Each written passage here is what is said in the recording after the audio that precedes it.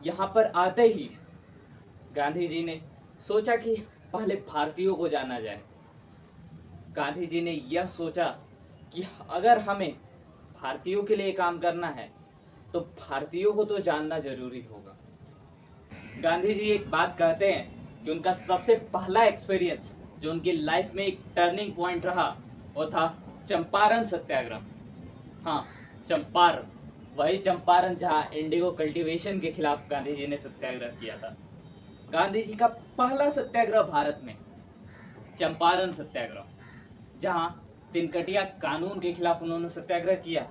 तिनकटिया कानून ब्रिटिशर्स के द्वारा लगाए जाने वाला एक कानून था जिसमें किसानों से एक एग्रीमेंट साइन कराया जाता था, जिसके मुताबिक टैक्स के रूप में किसानों को टैक्स के रूप में अपने 3/20 पार्ट, यानी अगर पूरे जमीन को 20 हिस्सों में डिवाइड कर दिया जाए तो उसके 3 हिस्सों पे, या आसान भाषा में समझे तो 15% हिस्से पे उन्हें इंडिगो कल्टीवेट करना होता था।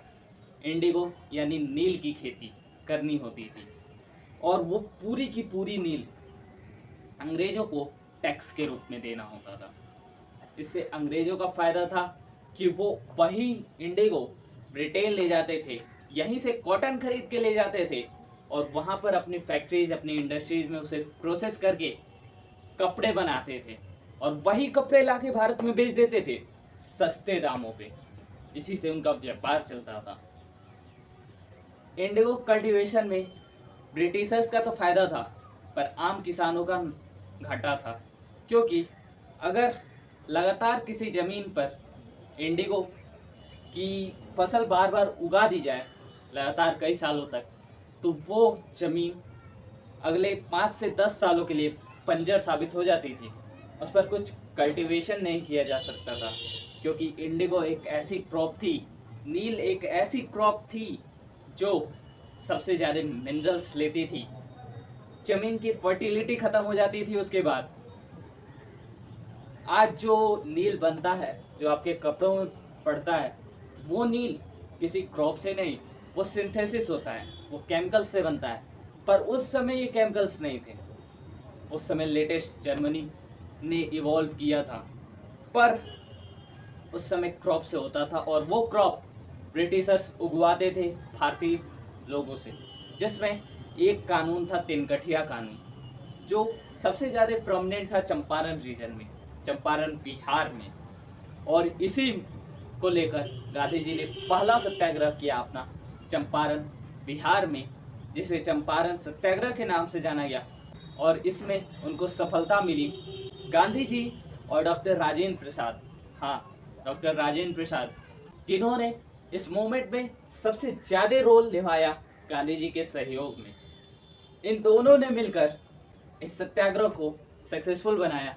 और इसमें इस सत्याग्रह के बाद कोर्ट ने ये जजमेंट लिया कि इस तिनकठिया कानून को हटाया जाए और वो सारे टैक्स के रूप में जितने का नील उनसे उगवाया गया है उसका 25% पैसा उन्हें वापस किया जाए।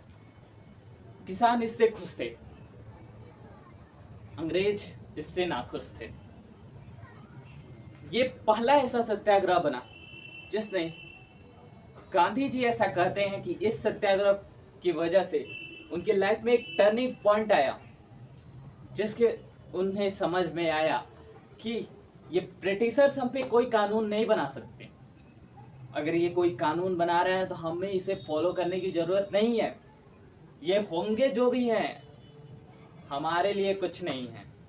गांधी जी हिंद स्वराज में ऐसा कहते हैं कि इसी मोमेंट से उन्हें समझ में आया, हम अगर नॉन डिसोबीडियंस का पालन करते हैं, हम अगर उनके कानूनों को नहीं मानते हैं, तो इससे हम उन्हें हरा सकते हैं।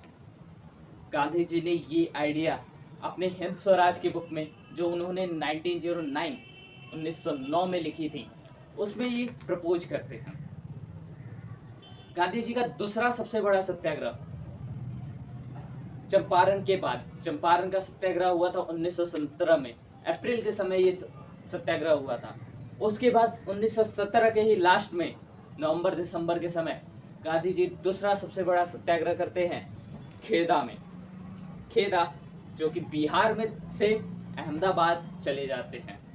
गांधी जी का चंपारण सत्याग्रह सक्सेसफुल होने के बाद गांधी जी जाते हैं खेदा, जहां एक तो इन्फ्लुएंजा की मार सबसे ज़्यादा थी।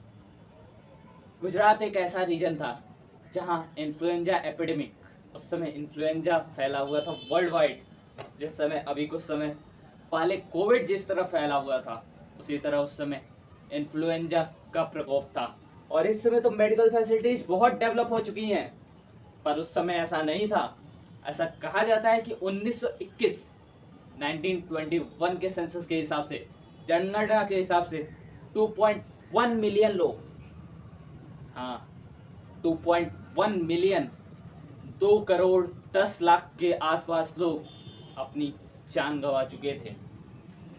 इस डेटा को छोटा मोटा मत समझिएगा, क्योंकि ये डेटा केवल भारत का है, पूरे ग्लोब का नहीं। गांधी जी खेदा में अपना दूसरा सत्याग्रह करते हैं टैक्सों के खिलाफ, जो ब्रिटिशर्स ने वहां पर अपरंपार बढ़ाए हुए थे। एक तो पहले क्रॉप फेलियर था, उस समय महंगाई इतनी बढ़ी हुई थी, अलग अलग कारण थे जिस कारण जो किसान थे, जो गरीब जनता थी, वो टैक्स नहीं दे पा रही थी, और ब्रिटिशर्स टैक्स पे टैक्स बढ़ाते जा रहे थे, क्योंकि उन्हें भी वर्ल्ड वॉर लड़ना था। वो भी अपना खर्चा निकाल रहे थे, और यही दबाव उनके लिए गले की हड्डी साबित हुई। गांधी जी ने इसी मुद्दे को, टैक्स को लेकर वहाँ पर सत्याग्रह किया, और वहाँ पर भी ब्रिटिशर्स को हार माननी पड़ी। ब्रिटिशर्स ने वहाँ पर भी टैक्स घटाए, और वहाँ पर भी गांधी जी की जीत हुई। सत्याग्रह का तीसरा सबसे बड़ा हॉटस्पॉट बना अहमदाबाद, जहाँ सत्याग्रह ब्रिटिशर्स के खिलाफ नहीं किया गांधी जी ने, यहाँ भारतीयों ने ही भारतीयों के खिलाफ सत्याग्रह किया। कॉटन मिल वर्कर्स के खिलाफ हुआ ये करता था कि जो अमीर बिजनेसमैन होते थे, वो अपने इंडस्ट्रीज के अंदर जो वर्कर्स होते थे, जो मजदूर होते थे, उन्हें सही किराया नहीं देते थे, सही मजदूरी नहीं देते थे, सही दिहाड़ी नहीं देते थे। इसके लिए गांधी जी ने वहां पर वर्कर्स के साथ मिलकर, इंडस्ट्रियल वर्कर्स के साथ मिलकर, बिजनेसमैन यानी अमीर व्यापारियों के खिलाफ वहां पर सत्याग्रह किया। गांधी जी का ये सत्याग्रह भी सक्सेसफुल रहा कुछ चुनौतियों के बाद। आखिर वहां पर भी डेली वेजेस, जो रोजमर्रा की दिहाड़ी थी, वो बढ़ा दी गई। गांधी जी के ये 3 सत्याग्रह सक्सेसफुली अपना काम कर गए, और सत्याग्रह के आइडिया को एक बड़ा हथियार प्रूव कर दिया।